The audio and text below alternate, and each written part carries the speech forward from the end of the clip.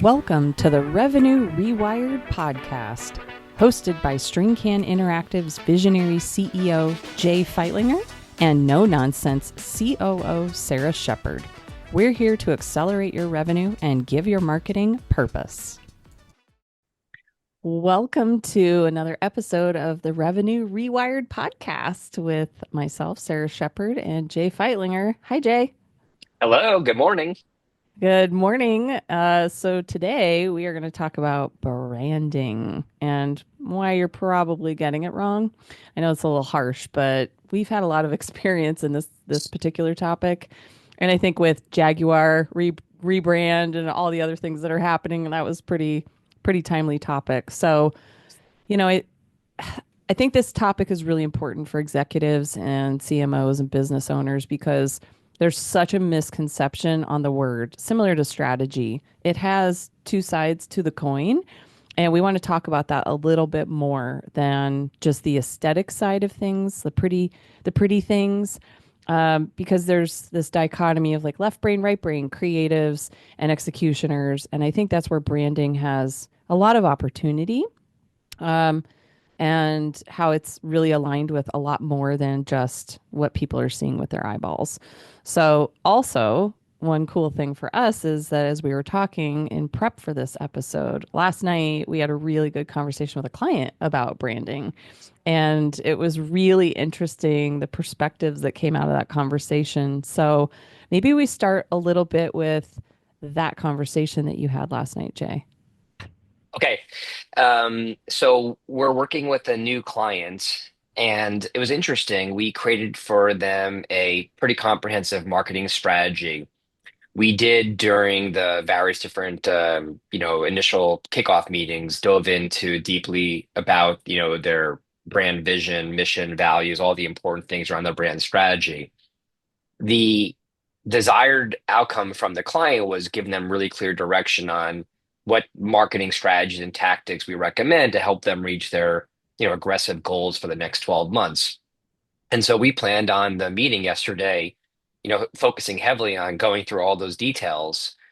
And surprisingly, but obviously exciting for us, is the section around brand strategy was one that got them the most excited because we found a really creative way on taking their vision and words matter in this situation and really kind of telling the story around the business. But the part then from there, once we got it dove into it and they understood how important their culture and brand was, when we talked about one of their ideal customer profiles, the ICP, which was focused on someone similar to you, Sarah, on like a HR type person. One of the recommendations that we had was based upon how important it is to that person do their due diligence. They're going to look at things differently from a reputation perspective, and they're going to look at things like Glassdoor and Indeed, and just seeing how current staff members are perceiving how the experience is working at that organization. And so I thought a lot about you heavily during that conversation because the brand strategy part is what opened up the client's eyes to how important it is that however someone is going to engage with your business before, during, and after working with you, the view of how your brand is being perceived is defined by those customers, and where they're going to post the reviews isn't always the places you would expect, like going to Google My Business and looking at business reviews or Facebook or whatever the reviews might be. I think you need to think about it from a very different point of view. And so I would just love to hear kind of maybe your perspective on, because actually you taught me that. It's like I never would have thought about, hey, when you're thinking about doing an audit on a business, I typically would go to the standard, places like for reviews, reputation stuff, like Google My Business. Until I started working with you, I never would have thought about how important it is to think 360 degree kind of view on that, and also make sure that you're being well presented on other sites like Glassdoor. So maybe you could talk about why you feel that's important. I love this because it's actually born out of a really deep desire to not F up in my decision making. So I think it's been probably a few years I've done this, and I really didn't realize I did this, so I'm glad you brought it up. But the word that comes to mind for me is like the breadcrumbs. I want to follow the brand breadcrumbs. I have been tasked with a great responsibility often by you in, hey, help us find, XYZ solution, partner, activity. I mean, something as super fun as a team activity. When I do that, or even a software as a service kind of opportunity, I have found that my peers or even us have been burned by sales teams not really understanding how the execution happens. So, for example, if you're doing a migration or something like that, the sales team, of course, everything's migratable, it's super easy, everything's connected. And then you get into execution, and it is a terrible headache and total nightmare. And so I found that if I went deeper and found the employee experience, the people who would actually be executing on the plan that the sales team had built for us, that if they were a high turnover company, poor satisfaction, didn't approve of their CEO, a lot of layoffs, like instability, unhappiness, that was going to translate 100% into my experience. And so it gave me like this. I wanted to make sure that I was strategic in the decision that I was making because I wanted it to be a long-term relationship. So I think it's kind of like how people, creep on other people and look at like every profile they have because we want to make sure that the breadcrumbs are all saying the consistent same thing. So really, that's where that came from. I love it. I think again, that's why I like about the way we are so comprehensive in our recommendations for our clients. Like the client was blown away that not only did we recommend that being a one of the many things that we have them, watching closely and monitoring and responding to, but the fact that, we felt that was an important strategy to differentiate their business. And so it just really made me feel good knowing that, they were picking up on those little things that they were just so surprised that we included in our recommendations. And it made them feel like, okay, if they're this detailed, now we can see why the rest of it is so well thought out and everything's kind of sprung together, pun intended for our Yeah. our business name. But do you think now, putting that back, that because business owners often see, like you see what's right in front of you, out of sight, out of mind. And I think part of that is out of mind, really. Like branding, the visual aspects of it are really foremost right in front of you always. But when it comes to getting like executive buy-off, for example, why do you think the struggle exists about the strategy with branding and why misalignment happens so often? That's a loaded question. Okay, I have a ton of thoughts. Let me try to be concise here. So, first and foremost, I think that again, obviously, we work heavily with the C-suite, especially with the head of marketing people, and they get the value of branding. But some of the frustrations that we hear from them is that a lot of their peers on the leadership team just don't see the value. They feel like it's just fluff sometimes. How much time we spend on everything from brand guidelines to personal branding and company story and all the things, and they just think about branding as being hey, our logo is fine, and our we have the right colors, everything's good, let's just stop wasting energy on this. And so they just push all of that onto one person, and I just think it's just so important that the head of marketing needs to make the rest of the leadership team and then everyone below them aware that every single one of them has a voice and impact on the brand. Again, it's happened to me numerous times where, I look up a hotel we want to stay at for maybe a family vacation. And, we're researching the important things, the pool, the restaurants, the location near other activities, and all the things. And then what typically we'll want to do then is read the reviews, and we're looking at things like what was the front desk reception experience like? And it's amazing how many times people will invest so much energy on, the back of the business stuff and not realize that this person they're paying probably the least amount of money to is the first experience that someone has with a brand. And so when we talk with our clients and make them realize that, every single employee is an impact to this, good or bad, they all need to take it much more seriously around how they're going to be engaging and supporting the brand. I was remembering an exercise we did with a client where we had sort of opposite experience where we were secret shopping. We were kind of doing a little sales enablement coaching, and we called one of their competitors, and it was a fantastic experience on the phone. It was amazing. Every question was answered. They felt so competent, really thorough and friendly. And when we got off the phone, a couple of individuals in the room had had very personal experience, either working there or knowing the business from the inside, and said the actual implementation is horrendous. And they weren't saying it as like it was a negative thing. It was just such an eye opener about how you could draw people in with, the quote brand experience, and then totally lose them on the back end. And is that still part of the brand then? For me, any opportunity that a current or prospective customer, client, partner, whatever, has to engage with you all, I think that is what defines the brand. And it's not, again, I think for the head of marketing, if they're listening to this, they get this, but they're often swimming upstream because the rest of their team often doesn't see the value in it. And so I think, again, from that point of view, I think a marketing team member probably needs to show the rest of the executive team each opportunity they see to help them see the value of why this is so important. But obviously presented maybe from different ways. So, someone in sales showing how, look what happened with this good or bad situation and how it impacted getting us a lead or an opportunity, or for the CFO, showing how it financially impacted the organization. It's like all those little things matter.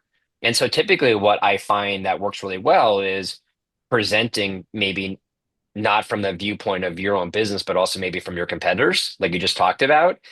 I don't know why, but that just seems to really open up people's eyes to be like, okay, now I'm annoyed. This company that I feel is beneath us clearly has buttoned up all of this stuff, and their brand story and their experience is consistent. I mean, again, I know that you like Starbucks, big fan of that, but I've been to Starbucks all around the world. Obviously some places like in Japan, some of the experiences are a little more unique, but overall it's pretty consistent.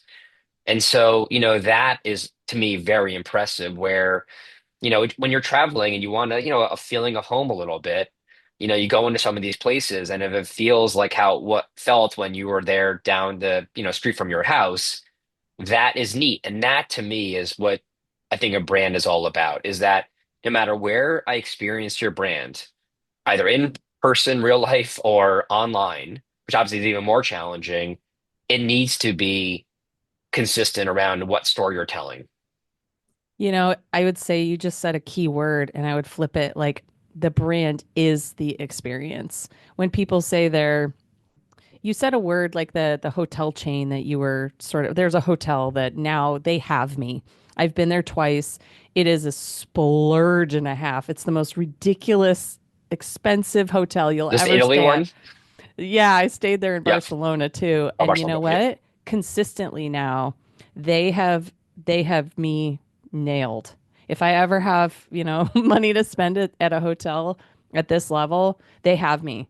Even though it's, very boutique-ish and there's really like no there's no loyalty program. There is. They have a special way to treat people that makes you feel like you are valued. And I would say, if I said their brand has me, it's not anything to do with their logo. It has absolutely nothing to do with the way they look online.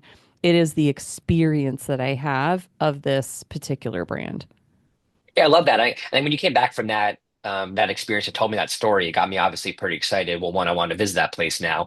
But two, it just immediately my mind went to, you have a combination of they hired the right people, who had the right skill sets and passions around that certain role. And I know that story you shared with me, it wasn't just the front desk person, it was the people cleaning the rooms, it was the people, helping set up your chair at the pool, and it's all those things. And it feels like it's like one person is in all the same role, because how are they all so personalizing the experience for you? And so again, half the battle is getting the right people who will embrace it, but the other half the battle is you have to know that behind the scenes, someone has built amazing process, procedures, and training to give their staff members the autonomous opportunity to be an extension of the brand. And again, I know it's very easy to keep using the example of like hotels and restaurants that are more, tourism hospitality based because that's just the nature of that's your job. Um, but I think, again, it isn't challenging to do this with the kind of clients we work with that are, the mighty middle, the mid-market B2B firms. And back to that question you asked before, I just, if there was one thing that, someone listening to this got value in, if they weren't the head of marketing, they were in a different role, especially in the C-suites, and they all of a sudden now are starting to be curious and asking questions and then figuring out how they could support the vision of the head of marketing, that would be to me a huge win. Mm. Because I just the amount of times, I know you've heard it too, but the amount of times I've had conversations with frustrated very skilled and not negative, but very skilled, head of marketing people with feeling like they're just like head against the wall, banging with, the people that are involved in the leadership just don't support this. It makes me nuts. And so, again, like for example, a lot of things we recently chatted about with our clients is each member of that leadership team has their own kind of network available. So if you're the head of finance, you probably have a lot of financial type peers in your LinkedIn network, for example, versus sales, versus the visionary CEO and all those things. So each one of them, if they did a good job with things like thought leadership, and the stories and the messaging and positioning was consistent, but still customized from their role and viewpoints, every single one of those people is amplifying the brand. And they're now drawing in people from their network to be like, wow, because this can be even more relevant because a CEO is going to hopefully write from a visionary CEO point of view, and other CEOs and visionaries that are considering working with them are going to see that and be like, ooh, they're speaking my language. Switch gears to the financial person, they're probably going to focus heavily on numbers and whatnot, or the operations person focusing, like in your role, operational things. But as long as they all are positioning the business and talking about it like the tone of voice and the personality and the mission and vision and values and all the important things that make up a brand, the amplification of that is mind blowing. And so again, for me, the proudest moments I have is when I go back to a client that hired us. And I may have fast forward 9 or 12 months later. So typically, this does take some time. And I look back and I look at all the people and I grade them, at least mentally. And I see those that are really are embracing this. Not only is the brand doing better, but I also notice the energy I feel when I walk into that boardroom and I talk with the leadership team. They all seem like they're happier because they're now stopping pointing fingers and having resentment. They're working as a team. And and that I feel like I'm putting a lot of weight on the brand story, but I feel like it's so important if they're all embracing that brand and all going down the same, road in the same vehicle, it just creates amazing synergy and it gets me very, very excited. Yeah, I'd say, if I could offer a piece of advice if someone's struggling with getting their executive team on board, it's the story brand framework, I think kind of takes the lead from looking at your competitors because what it does is it disassociates you from being so personal with the brand. And if you're focusing on the hero, which is the customer, then you're not putting so much personal perspective on the brand. You're trying to look at it from their perspective. And if you're looking at it from their perspective, you should be a lot more aligned than if you're looking at it from your perspective. I don't know. What do you think about that? No, I 100% agree with you on that. It just, again, it's easy to say and it's hard to do. And so again, I think, in this situation, if a business is struggling around feeling, excited about their brand strategy, there is some value in having maybe an outside source coming in to help open up their eyes and leading them down a path to help uncover the new opportunities. Because, again, you've heard this many times. It's not uncommon for us when we get into a marketing strategy opportunity or workshop with the clients. And obviously, brand is almost always a big part of that. When we sit down with them and have the conversation, if we ask them a question like, what makes you different? You know, more often than not, even if the company's doing very well, they're like, I don't know, we're the same as everyone else. Mm. And that obviously hurts my heart when I hear that because, how'd your company get to 75 million if that's how you really feel? But I think again, to be sensitive to them, again, if they're not in the marketing, head of marketing role, they're not living this day in, day out, and they're not seeing the impact that a good strategy has. And so I try to be sensitive to, okay, there definitely is some kind of story here. There always is, every single time. It's just being able to rephrase the question in a way that makes that person, based upon their role, clearer on what the question is. For example, like what often I'll do with like a visionary CEO is, if they can't answer that question, I'll show them examples of other companies and we'll talk about, okay, so, again, you can use like the Starbucks situation. I could tell you the story about Starbucks, and if I go deep enough, you likely will know that I'm talking about Starbucks. I can do that with a lot of brands, Apple, maybe some high-end car brands, that kind of stuff. And so that would be the idea around it is, okay, if you look at it, here's what we're seeing your brand is saying. Here's a personality. Maybe we give an example of like if we took all of this stuff and maybe took a celebrity, maybe obviously pick one if you know what their background is. And if I'm like, okay, it seems like you're saying you're like a Tom Hanks personality, they'd be like, no, that's not at all correct. And then you could show examples of, well, like here's these stories that you put out there recently. Can you see why we see it that way? And then it opens their eyes to, oh my gosh, either we're so on track, didn't even know that we're doing it, or we are not on track. And it's likely because there is no strategy in place and everyone's just doing whatever they think makes sense. And they're not trying to hurt the brand. They're just doing what they think is of value. And that's where I think it can offer a lot of help is if you could lead them down the path of showing them the missed opportunities and or obstacles that they have in place, then they could start seeing that where brand strategy comes into play. And from the revenue perspective, I think talking about the bookend. So if you want to touch on why is it so critical to have this kind of alignment from like the prospect side of things? And then I want to talk about it from the operational side of things. So from I guess, business development side, which again, hopefully a lot of people are involved in that process and not just the head of business development, the value of having a really clear direction around your brand, I find not only helps you attract the right people, but it helps you detract the wrong people.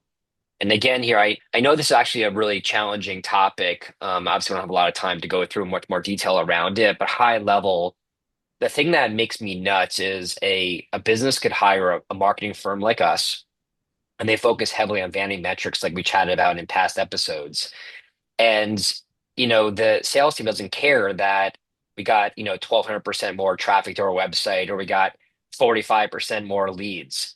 Because if you're driving the wrong kind of people to your business that don't really understand and embrace and value what you're telling your story and what makes you different, you often get people coming in that are like, oh, that sounds interesting. I'm open to having conversation. They end up wasting a lot of time. And I personally would much rather get 100 leads from qualified people who are engaging with your brand through thought leadership and videos and storytelling, whatever that situation might be. And they come in and be like, your business focuses on my pain points, and the way you talk about your business is so engaging and human that makes it like I want to work with you all. And I'm excited about the opportunity. Can you imagine the value you get of 100 leads from that from a business development perspective versus if I got you 220 leads and 200 of them are complete garbage because they just, it was a bait and, switch type of situation. They saw an ad, the ad spoke timely because the marketing did a good job in generating a lead, but the person didn't engage with you at all. They did no research. They were like, okay, this sounds interesting. I'm open to having a call. And now the job of the salesperson is so much harder Because Mm. now not only do they need to answer the questions and sell the value and the features and benefits and all the things, but they also need to sell the brand. And that's not a natural thing that a lot of salespeople are trained how to do. And, yeah, you might convince someone to buy, but if they haven't been fully immersed in the opportunity of why, it's not going to be a long-term relationship, very likely. And that's why I feel from a business development side, it's so important. But the part that I get more excited about is from your point of view. Because the thing that I think a lot of our clients always tell me, and I forget to focus on it all the time, but not only are we really good at the visionary stuff with the strategy and the action plan, but we're also amazing at thinking through how the heck we're going to get this stuff done. And that's a part that every single time you are involved in almost every single opportunity we have of looking through this stuff and being like, what is realistic or not? How are we going to get this stuff done? All the operational thing is probably more than half the battle because if they don't do a good job there, I think that's going to be a challenge. So can you talk through it for a few minutes, just real fast, and just kind of give your perspective on that before we wrap up the show? Yeah, I think like back to my whole experience is culture made manifest. So, the people that you hire are the embodiment of your culture. The clients that you bring on are also influencing the culture of the people working on those clients or customers. And if you have the right people aligned with your brand, it really creates like this exponentially consistent experience. And I think that was what helps build trust. And so brands have like this level of branding, putting in air quotes. There's so many levels, but really like the people and how you're hiring, like would a candidate go to an application and would they just apply knowing nothing about your brand?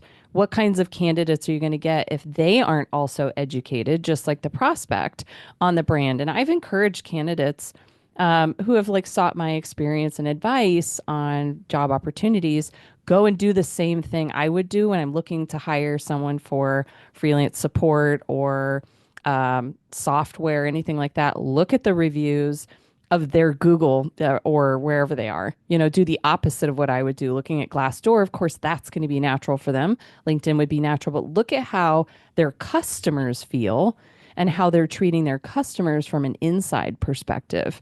And I think like creating this full circle experience means that the whole revenue piece, which is like what we're talking about, it stays within the business and it's not finding leaks everywhere where wasting time on leads or you're wasting time on poor hires. It just creates like a really solid momentum that builds and builds and builds. And of course, you're going to have to adjust your brand a little bit as you grow and change and industries and challenges. But as long as you have a solid, consistent basis and people are aligned with the culture you're creating, your brand should be able to move along pretty smoothly as long as you're staying true to like who you are. Love that. I thought you Want to wrap might. it up? Yeah, That was let's do it. great. Yeah. All right. Well, this was a pretty cool episode of Revenue Rewired. We're pretty passionate about branding. And in fact, we've done it multiple times. So we're experienced in all the things branding. So we really appreciate your time, guys. And if you have any questions, please shoot us an email at podcast@stringcaninteractive.com. We would love to answer some questions on air next time. So, all right, Jay, this was for reals an awesome episode. Thanks, everyone. Appreciate it. Thanks, Sarah. Thanks, guys. Thanks for tuning in to the Revenue Rewired podcast. Send us your questions to podcast@stringcaninteractive.com and follow us for more insights to drive your business forward.